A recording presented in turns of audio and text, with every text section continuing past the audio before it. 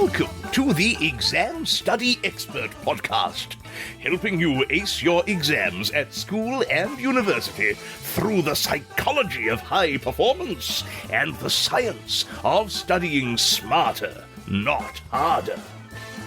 It's my pleasure to introduce your host, the Cambridge-trained memory psychologist and exam success coach, William Wadsworth. Today, I'm delighted to introduce you to Ruth Poundwhite, a coach who specialises in coaching people who are ambitious, sensitive and introverted. Her whole philosophy on quiet ambition, as she puts it, really spoke to me when I came across it. And although much of her day job involves working in the business and entrepreneurial world, I think much of what Ruth teaches is highly relevant to students. Today, we're going to be celebrating and navigating introversion, talking about ambition, goal setting, mindset habits, and so much more for introverts and non-introverts alike. This forms the third in a nice little three-part series, loosely built around the theme of ambition, which started with David Heiner back in episode 95 on setting massive goals, followed by my little pep talk in episode 96 on You Are Enough. So please do check those out as well if you haven't already. I think it's nice to get those contrasting and complementary perspectives on the world of ambition. And David, for example, would definitely fall way away from the definition of an introvert. I think very clear extrovert there. So kind of really interesting to get those different perspectives, I think. But I'm so excited to welcome Ruth today. I think a lot of you are really going to resonate with her approach to life, what she has to say. I'm thrilled she's able to join us today. Ruth, over to you. I'm Ruth, a business and mindset coach. I used to run my own business as a copywriter, building that with a team, and did that for many years. And in the end, I decided to quit that business. It was a successful business, but it just wasn't what I ultimately wanted to do with my life. And now I am obsessed with supporting other business owners to run a business in a way that helps them to fully express who they are, really be themselves in their business. So I've been diving into some of your work recently, the book, podcast, some of your online work as well. And I'm sort of constantly in my head substituting your word business owner for student, because I think so many of the things you talk about are really relevant to students as well in terms of, oh gosh, so much stuff I think we're going to get into. I thought maybe start by actually talking about the kind of strapline you use to describe a lot of your work. So the book is called Quietly Ambitious. Your podcast is Quietly Ambitious. Tell us a little bit about the first word first, maybe. Tell us a little bit about what quiet means to you. Quiet, okay. The summary of how I've come to own this word as being a way to describe myself. And actually, it doesn't mean that I'm quiet all the time. It's far more nuanced than that. But basically, at the age of 25, I read a book called Quiet by Susan Cain about introversion. And I was traveling through Southeast Asia at the time, and, classic sort of year out of my life, trying to figure out who I was and all of this. And I was like, here I was, I don't know how I came across it. I mean, it was one of those books that everyone was just like, oh, you got to read this at the time. And here I was reading it oh my God, this is me. I didn't know this was a thing. And just, I think that people talk a lot more about introversion now than they did then. But just to have all these things about yourself, how I always used to think I was weird for being happy when someone cancelled plans, or I wanted to stay at home on my own rather than go to a party. Not that I don't like socializing, as all introverts listening will know that it's you do like it, you just need to re-energize afterwards. But yeah, basically discovering that the way I was socially, the way I got my energy, the way I needed to recharge my energy, all described in this book, Quiet. It was just such a defining and giving me a new perspective on the way I had been my whole life. And it went from being weird to being oh, this is a thing. This is a type of personality. And there's so many others like me out there. It's just really, really reassuring.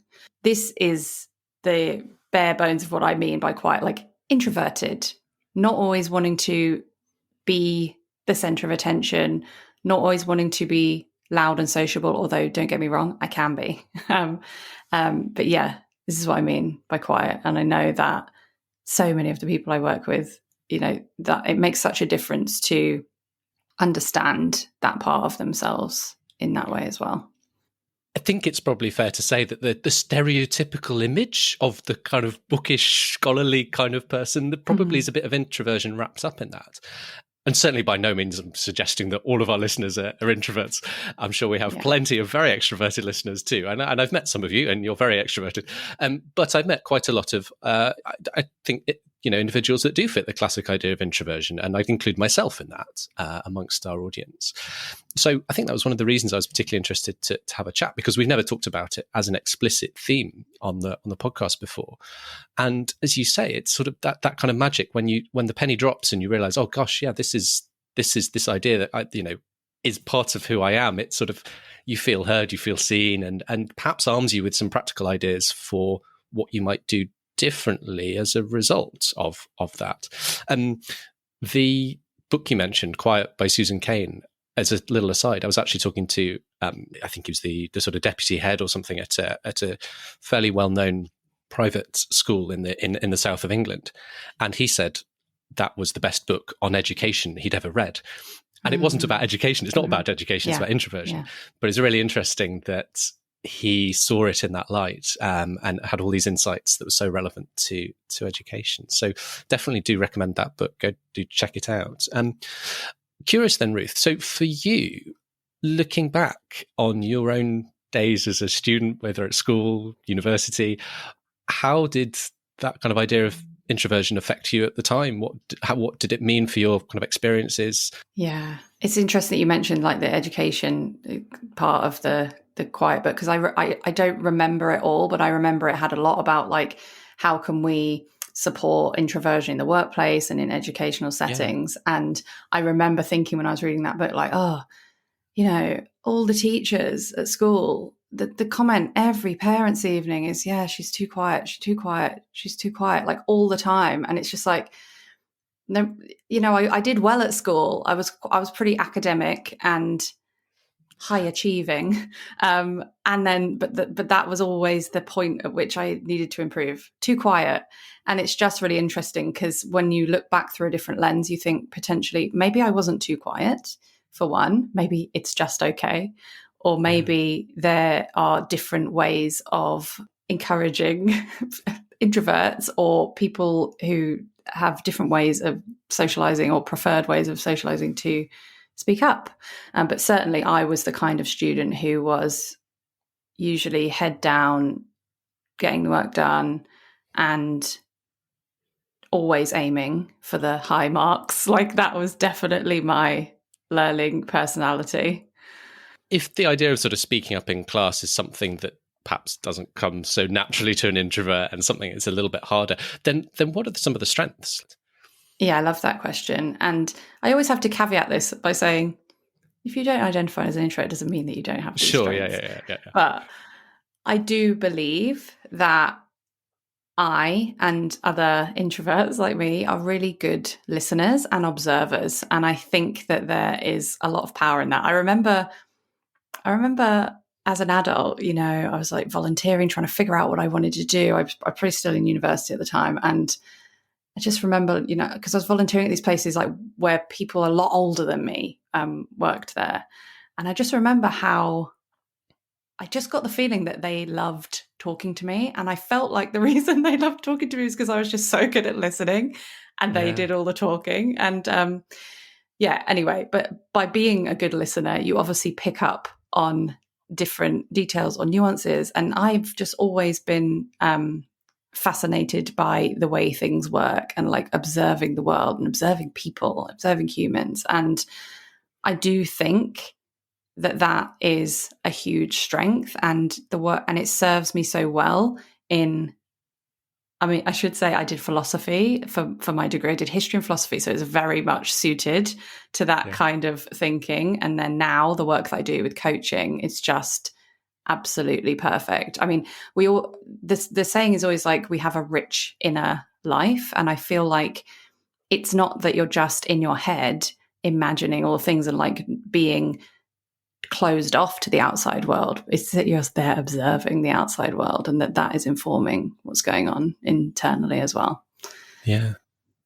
I remember having a class at university where you were actually graded on your contributions in lectures, in class. And I think that's even more common in the States, having an assessed component that is you speaking up in class in this group. There were probably 60 people in that lecture. Like, it's quite hard to speak. It's not a trivial thing. Do you have any suggestions for people listening who do find that a little bit hard? That is such a good question. Thinking of my younger self, like what would I have said to her to support her? Because I know that stuff filled me with absolute dread. So I'm not just an introvert, but I was shy. Like there's a difference between shyness and introversion, or it's a spectrum or something. It's not, you're not necessarily shy if you're an introvert, but I absolutely was really, really shy. And it would fill me with dread when I had to do a presentation, when that was part of my coursework. And like you said, like you could be graded on your participation. I think actually that's a cultural thing as well. Like certainly the image I get from seeing how education is represented in America is very much about like speaking skills and that kind of participation as well. So that absolutely would fill me with dread. One thing is, so looking back at how I coped with it at the time, one thing is I did it in a way that worked for me at the time, which meant like if I was doing a presentation, and you know what, I guess this depends on the context, but I would have a lot of notes, or I would read, I would have it very, very prepared ahead of time. And it's really easy to beat yourself up for needing that kind of thing. Like there are some people who they can just be put on the spot and are very, very good at talking. And actually I remember like seminars in university, the part of that observing the humans, I remember learning at that stage in my life, some people are just really good at talking, but they're actually not saying really great stuff, but it just sounds like they are. So anyway, there are some people who are just naturally great at being put on the spot. And I have never been that way. And it was always a point of like, is this a flaw in me? Is this something wrong with me? And I do believe we can improve anything if we decide that that's an area that we want to improve on. But I think we have to start with firstly being compassionate for the way that we are, like giving ourselves compassion for how we are. And if there are specific, I don't know, the words that's coming to me is like aids that we can give ourselves to help ourselves, like loads of notes. And yes, you know what? I know it's not the desired way of giving a speech or a presentation to be like reading notes and stuff, but you can practice and you can use that as something to support you, especially if you're someone who's very shy like I was.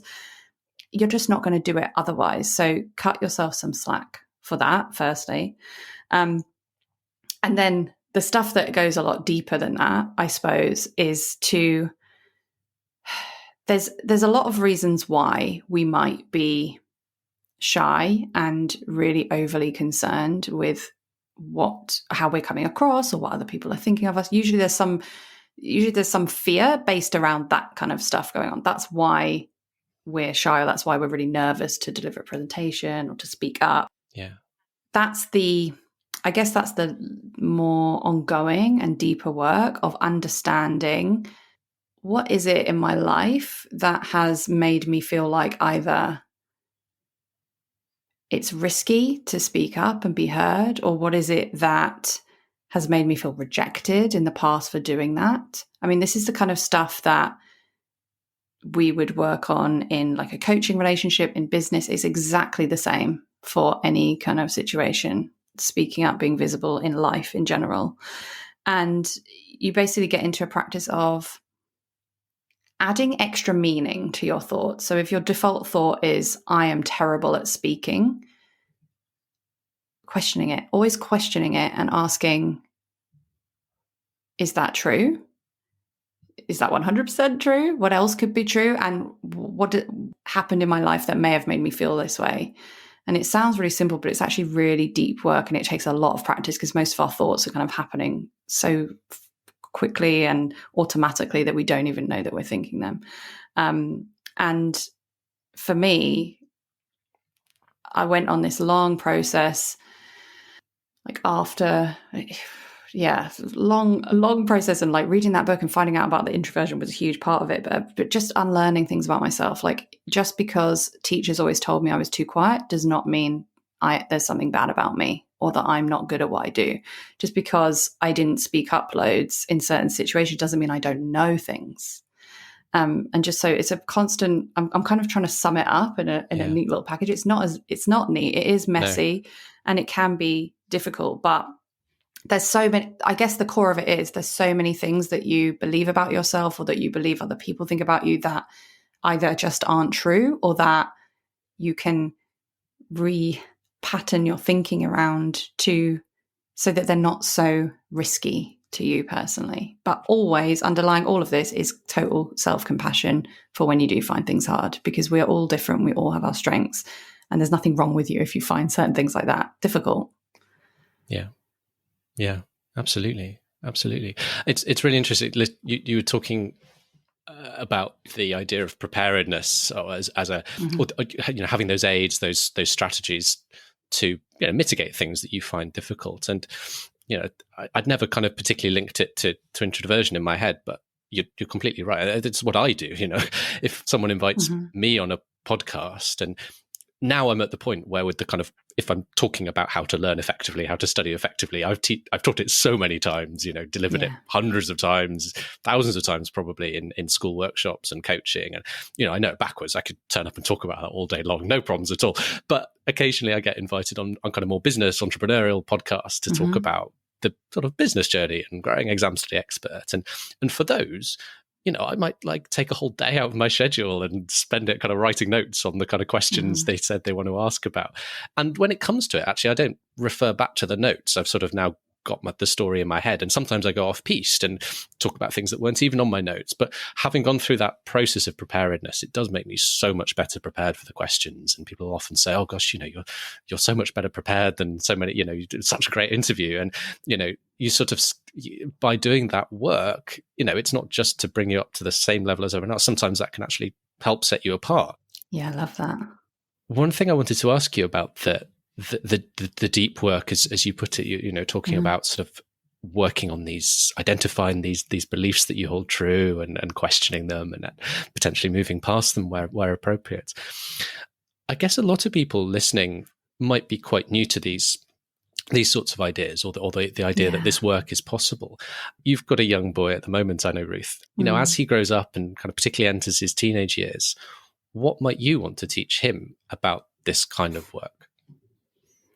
I mean, the overall thing that I know is like the greatest wish I have for him is that he is free to be himself and that he knows he's always loved as himself. And actually having a child is such an interesting experience in terms of how you look at how you see their personality coming through and how they just are a certain way. Like there's certain things that we get to influence by them, and there's certain things that are just their personality, and we love and accept them exactly as they are. So it's very helpful for me, for myself, to imagine myself as a child, actually. Yeah. But obviously, if you don't have a child, you don't need to have a child to have this experience. This is the work of being free to be yourself, no matter what, is, I feel like the practical aspect of that, when I think about him and myself, is just to be absolutely, and I've mentioned it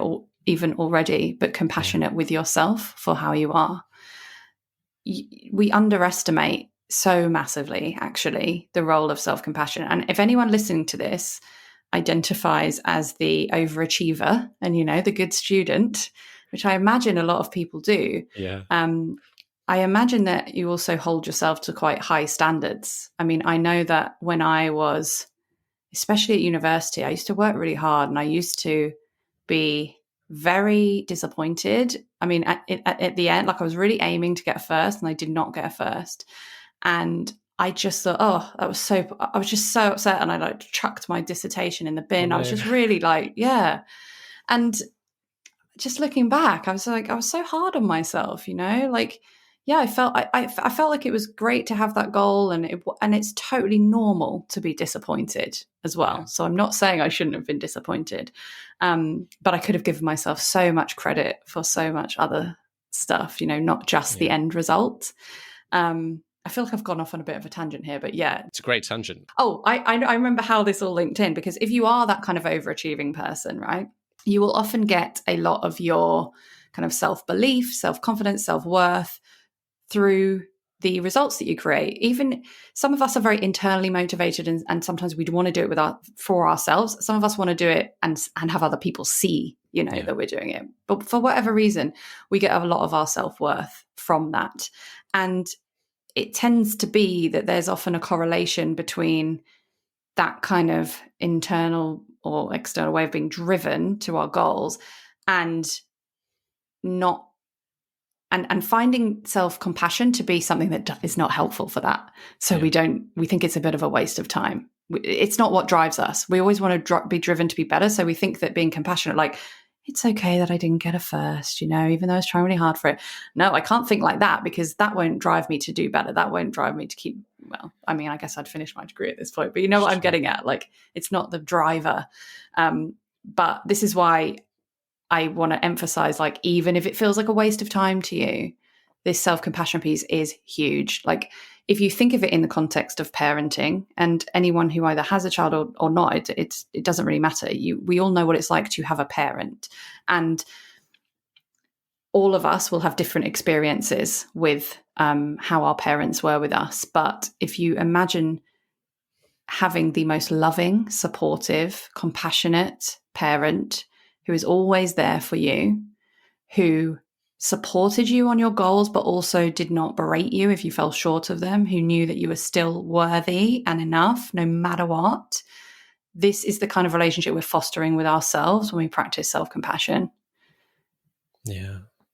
I love that. I think that's such an important message. I think that's such an important message. One kind of specific question within that is about the idea of setting an academic goal. Pretty much anyone I talk to has some idea of what they want. And sometimes the goal is very simple. It's a simple pass-fail. I need to pass this exam to advance in my career. It's very simple. You just need to pass. Yeah. And there's a pass grade. And that's the goal. Other times there's perhaps a choice about what the goal is that we set out to achieve. And sometimes you hear advice, and in fact, I talked to a gentleman a couple of episodes ago, David Heiner, who, really encourages students to set sort of big stretch goals, set yourself a really massive goal, other times there's a thought that perhaps that idea of setting these really, really shoot for the moon kind of goals can be problematic, because, if there's no chance realistically we're ever going to hit that goal, then we're sort of setting ourselves up for disappointment and failure and maybe being discouraged. What's your thought on kind of reconciling those two things? Should we be setting realistic goals that are perhaps just a bit beyond what we think we can do, or should we be setting these kind of big stretch goals? I'd be curious to hear your advice, your thoughts. Okay, so the thing with goal setting is the reason why there's all this conflicting advice is because everyone is different. Sure.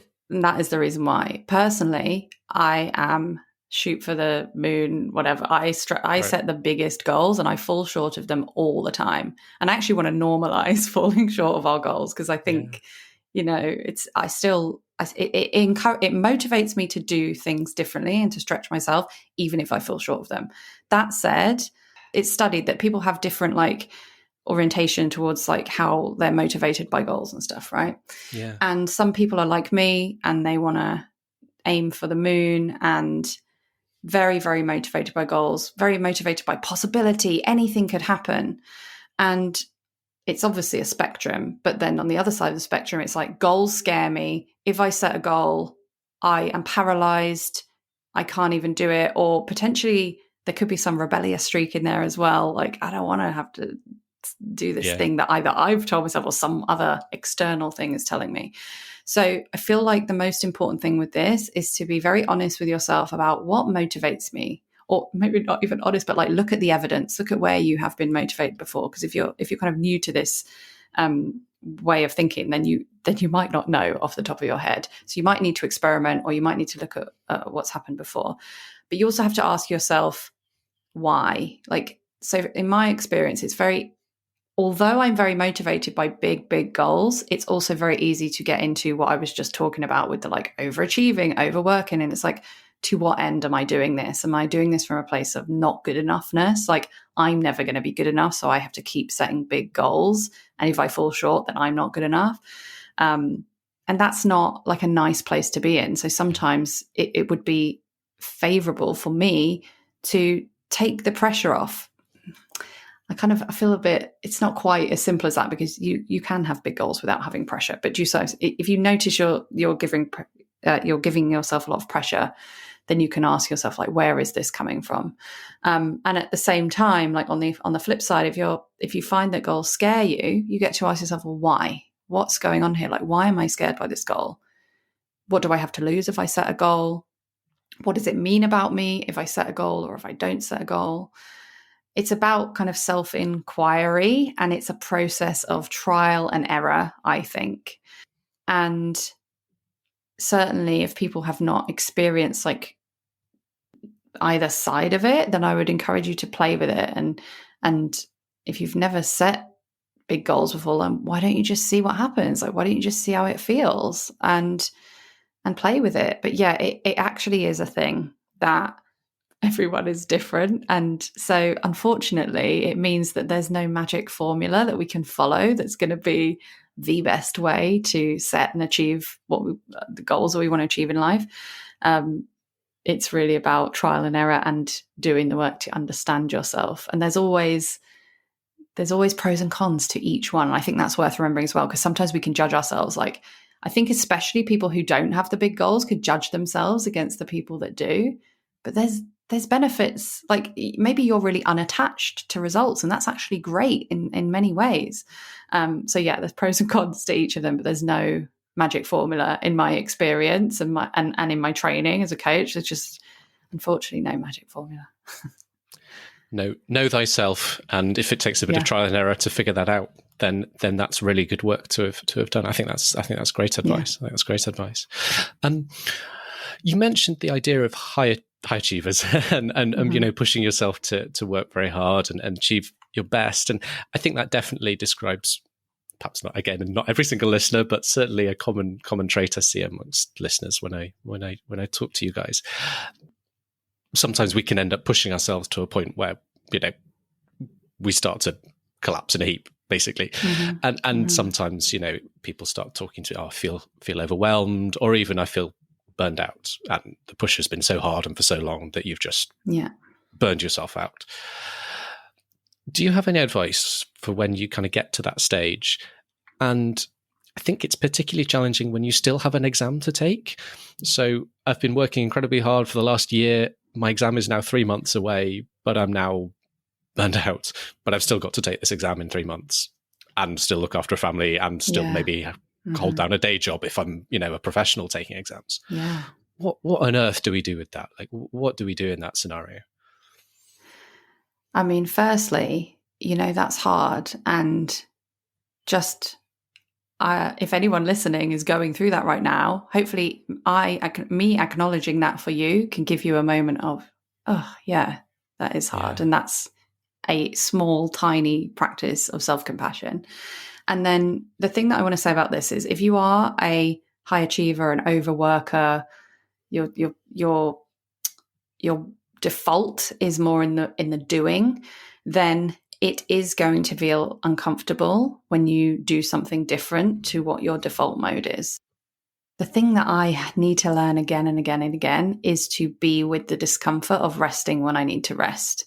And it's something I talk about so much in my business, and my clients are always so shocked when I tell them I'm an overachiever and I'm an overworker. I'm like, that is the reason why I talk about resting all the time. Yeah. Some people are more like on the other side, and their default is to rest, and they struggle to get going. So again, know yourself.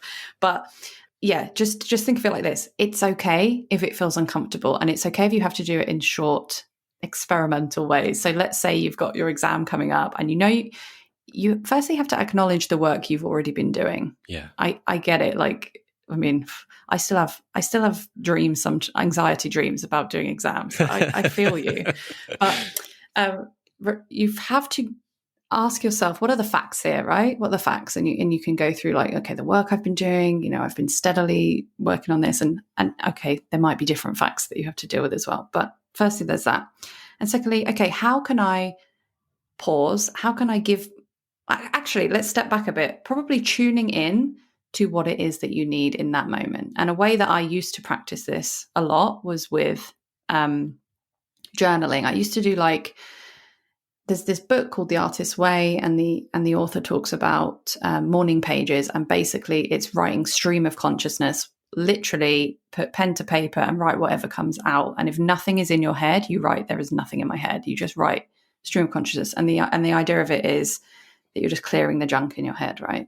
And that helped me connect a bit more with, I guess, although it sounds like connecting with my mind, it was really connecting with my body, because it was unfiltered. It was what was true for me in the moment without overthinking it. Because that can be something that's very common with the overworkers as well. We're not listening to what we need. So journaling as a whole, I feel like this is such a long-winded answer to your question, but it's all a process. Journaling as a whole really helped me tune into what I needed, and then I would shorten that practice, and I would just do like a little check-in at the beginning of the day. What do I need today? Or what does my body need today? What does my mind need today? What does my heart need today? Tuning into what you need and asking yourself, how can I give that to me even in a tiny, small dose? Because if it feels really uncomfortable for you to think, I'm just going to take a week off my studies, I'm going to take a week off and I'm just going to watch TV and chill, chances are that's going to feel really, really uncomfortable. Yeah. It's not what you're used to doing. And that there's stuff at stake if you don't keep your eye on the prize, right? So ask yourself, how can I give myself what I need for half a day or even half an hour, and practice it and see how it makes you feel when you come back to it. I would say, as simple as it sounds, when you've got a default mode of overworking, you have to practice doing things differently and know that it will feel uncomfortable when you do. And then you will also start to get evidence that actually you wanting to control absolutely everything is actually making things harder. You will start to see that, and see that actually you taking time out, you giving your body and your mind what it actually needs actually helps in some way. Because I think when that's your default mode, you think, well, actually, I've got to be working all the time. I've got to be studying all the time. I've got to be controlling this because that's how I'm going to get the perfect outcome. Whereas it's actually so much of the work that we're doing is benefited by taking time away from it and by giving ourselves what we need in other areas. Absolutely. I guess if you're new to the idea of journaling, or it's not something you've really done much before, just give us the 101. What is it? How, and perhaps if you got any advice on how we'd get started with it, if it's something that we haven't played with much before. Yeah, good question. Because I'm talking about so many deep things and ways of looking at yourself and stuff, and not everyone is going to be doing all like working for months with a coach or all of these things. But journaling actually is a way to do this kind of self-inquiry and even practice self-compassion. And I think that, so I gave you a kind of practical example in terms of like the morning pages, and you don't need to buy the book, although, feel free, but it literally is what I said. People will probably be like, no, but what else? It literally is what I said. I might have missed out that you're supposed to do 3 pages, but even then, it doesn't really matter. You just have to write whatever comes out. But I think the thing with journaling, and I started doing it, I think, right at the end of university, and it really helped me. I guess, like when I was at university, I was probably like 21 when I started journaling, or 20, and just like that age, I had loads of feelings and no idea what I wanted to do afterwards. It was really, really helpful for that. Yeah. But I think a lot of us come to a practice, or like we want to know, how do I do this right? What's the right way to do it? And basically what I want to tell you is there's no right way to do it. But I do have a rule. So journaling is writing stuff down, and sometimes you can ask yourself a question and journal on the answers. Sometimes you can just do the stream of consciousness, like I said, with the morning pages. And by the way, there is a difference between writing it down and just thinking of it. There's something about the physical process of writing. It is different. So if you're someone who likes to think about things a lot, then give it a go, if you haven't already. But the one rule that I do have for it, apart from, there are no rules apart from this one rule, is to write to yourself kindly. And I know that in the early days when I used journaling, like I looked back on some of them and I was like, whoa, I was not being kind to myself. And it was really sad actually to see that like plain on paper, but you'll know what I'm talking about the more that you practice it, because there's a difference between sitting in your journal and writing, I really messed up today. I didn't do all the things that were on my to-do list. Why am I so rubbish? Just writing in this way and sitting down and saying, I feel bad that I didn't get everything done today, but I forgive myself for that. Or you don't even have to write it so bluntly, but I'm just kind of putting it quite crudely as an example. There's just a difference in energy. So again, if all that is coming to your mind is negative, you get to just be compassionate for that. And maybe that's your process, like me, like it was in my early days of journaling. And then I never, ever would I write something unkind to myself in my journal now. Like I for sure will write about how I'm disappointed, or write about things I feel like I failed at, or like are embarrassed about and stuff like that. But it's never from the point of view of I'm a failure, I'm wrong, I'm not good enough. It's from the point of view of I feel this way in this moment. I think that's the difference. I feel this way in this moment. And it also helps you to realize that feeling and thinking a certain way in a moment does not mean it's the ultimate truth as well. So that level of detachment. I guess, it's not the same, of course, but it has similarities to like meditating in the way that it can help you detach from some of your thoughts. And I cannot tell you, like there will be people listening to this there'll be people listening who know exactly what I mean. There'll be people who are kind of hesitant and like, well, how can that be very helpful? But I can't tell you, like there's some times where I felt really bad about something or really nervous about something and just thinking, I don't think I can shake this feeling. It just feels so bad. And I write it down in my journal, and I might write how I'm feeling. Then I might ask myself, well, why am I feeling that way? Or what am I afraid might happen? And my physical and mental feeling has shifted afterwards. It's amazing. So yeah, my best advice is to try to write kindly to yourself, but also if that's hard, just write and just practice. And this is for you. This is for no one else. Do not ever, write for anyone else. You get to be absolutely imperfect and messy and contradictory and have loads of thoughts and feelings. It's your journal. It's your brain. And just allow yourself to release some of what you're holding by writing it out on the page, because that is what it feels like to me. It's like you're holding all this stuff in your head and you write it down in your journal and you feel lighter as a result. Yeah. And it's not always a magic shift, but often it is. And it's just, it's an imperfect practice. There's no way to get it wrong. So I hope that is an adequate description for anyone who's totally new to this. But honestly, you cannot get it wrong. It's quite like what comes up in coaching almost. Sometimes when I'm talking to clients, often when people work with me, at least they're interested in the practical strategies and what's the best way to study, or how to set up my routine, and we do all that work for sure. But almost always there's also an element of what's going on up here in the mind, and sometimes just the act of talking it through.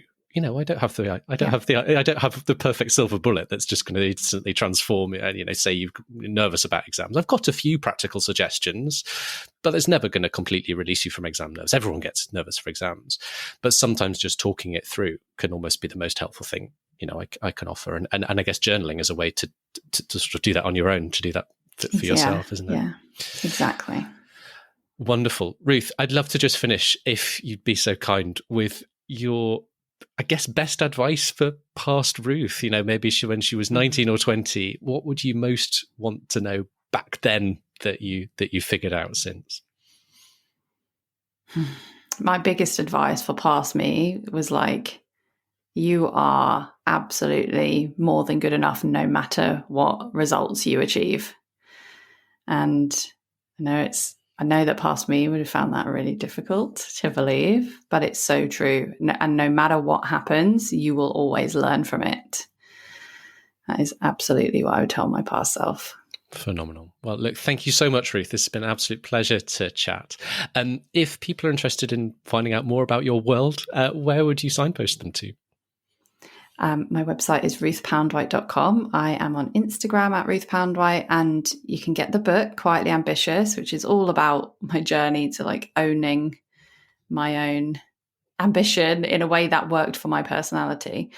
And the podcast is also Quietly Ambitious. You can listen to that wherever you listen to podcasts. Fantastic. Well, we'll link all those in the show notes. And yeah, Ruth, thank you once again for coming on the show. It's been a huge pleasure to chat. Thank you ever so much. Well, thanks again, Ruth, for that really wonderful conversation. I hope you enjoyed that as much as I did. I just wanted to dip in again at the end for the brief note, particularly to regular listeners, for the slightly choppy release schedule during this little series on ambition over the past couple of weeks. I've just been really, really unwell over the past couple of weeks. Thank you for bearing with me in a couple of gaps in the usual broadcast schedule. I really hope to get back to our regular weekly Sunday release slot for you very soon, because there's lots to look forward to, including the looming 100th episode anniversary special on the podcast, which is going to be coming up in a few weeks' time. I've got some very exciting plans for that, so do keep an eye out for it when it comes. In the meantime, thanks again so much for joining us today, and wishing you every success, as always, in your studies. Just before you go, did you know you can hire William as your very own coach and mentor to show you the stress-free way to ace your exams by studying smarter, not harder? Find out how at examstudyexpert.com/coaching.